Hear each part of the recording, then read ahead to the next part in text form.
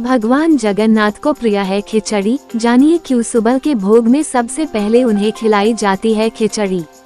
आपने अगर देश के पुराने या प्रसिद्ध कृष्ण मंदिरों में दर्शन किए होंगे तो आपने गौर किया होगा कि भगवान कृष्ण के मंदिरों में अक्सर खिचड़ी का भोग जरूर लगाया जाता है। यहाँ तक कि उड़ीसा के पुरी में स्थित जगन्नाथ जी के मंदिर में भी रोजाना भगवान को खिचड़ी का भोग लगाया जाता है। माना जाता है कि खिचड़ी, जिसे उड़िया में खिचड़ी भी कहा जाता है, भगवान जगन्नाथ के प्रिय भोग में से एक है। आइए यहाँ जानते हैं कि कैसे भगवान जगन्नाथ को सकल धूप सुबह के भोग के रूप में चढ़ाई जाने लगी खिचड़ी और इसके पीछे की कहानी। पौराणिक मान्यताओं के अनुसार भगवान कृष्ण की परम उपासक थी कर्माबाई, जो कि जगन्नाथपुरी में रहती हैं और भगवान से अपने पुत्र की तरह ही स्नेह करती थी। भगवान जगन्नाथ कर्माबाई की मन इच्छा को जान गए और खुद उनके सामने प्रकट होकर भूख लगी होने की बात कही।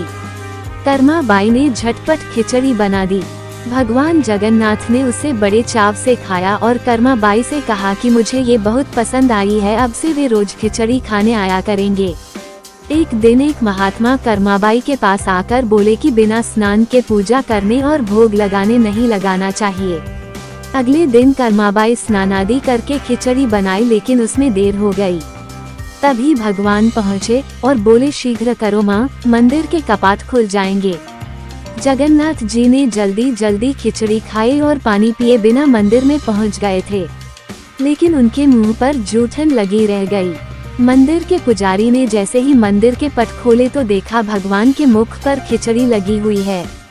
पुजारी बोले, प्रभु जी, ये खिचड़ी आपके मुख पर कैसे लग गई है?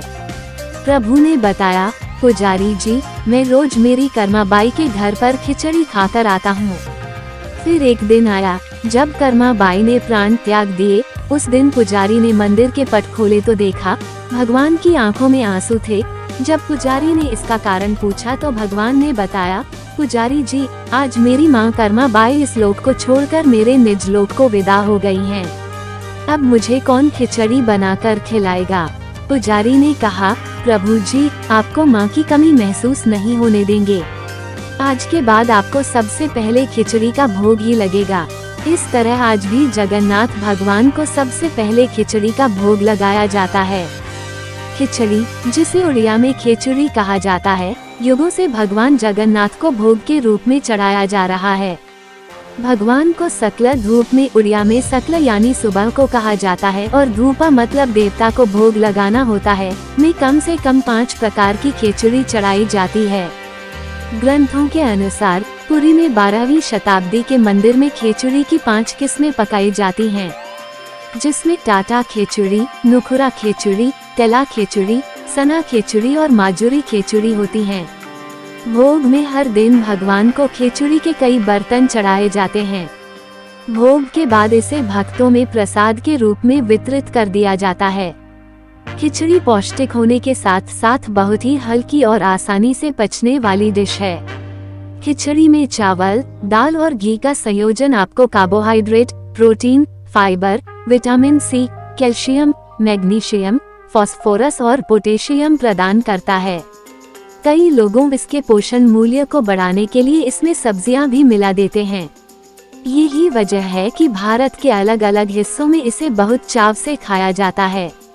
दक्षिण भारत में पोंगल के नाम से खिचड़ी बहुत मशहूर है।